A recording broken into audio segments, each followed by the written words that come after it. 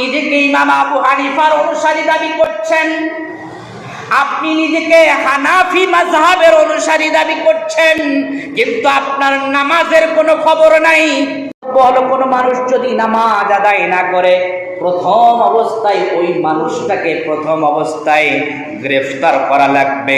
তার মানে এই মানুষটাকে গ্রেফতার করে নিয়ে যাবে, প্রশাসন গ্রেফতার করবে এবং তাকে উপস্থিত 3 দিনের জেল ঘোষণা করবে।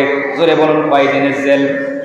জোরে বলি, 3 দিনের জেল ঘোষণা করবেন।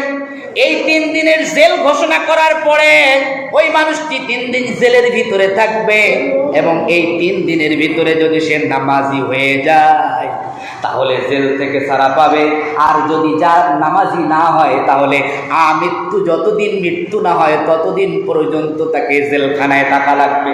আপনি নিজেকে ইমাম আবু হানিফার অনুসারী দাবি করছেন, আপনি নিজেকে হানাফি মাযহাবের অনুসারী দাবি করছেন, কিন্তু আপনার নামাজের কোনো খবর নাই। ইমাম আবু হানিফার বক্তব্য অনুযায়ী তো আপনার কমপক্ষে প্রথমে 3 দিনের জেল, তারপরে আপনার আমৃত্যু জেলখানায় থাকা দরকার।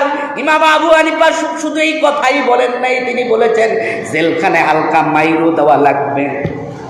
তাহলে আপনি যে নামাজ আদায় করলেন না, এই 10 বছর থেকে এখন পর্যন্ত কত মাইর আপনার জীবনে জমা হয়ে গেছে? বিবেকের কাছে প্রশ্ন, তাহলে কি আপনার উচিত এখন নামাজ আদায় করা কি করা না? জোরে বলেন, নামাজ পড়া উচিত কিনা?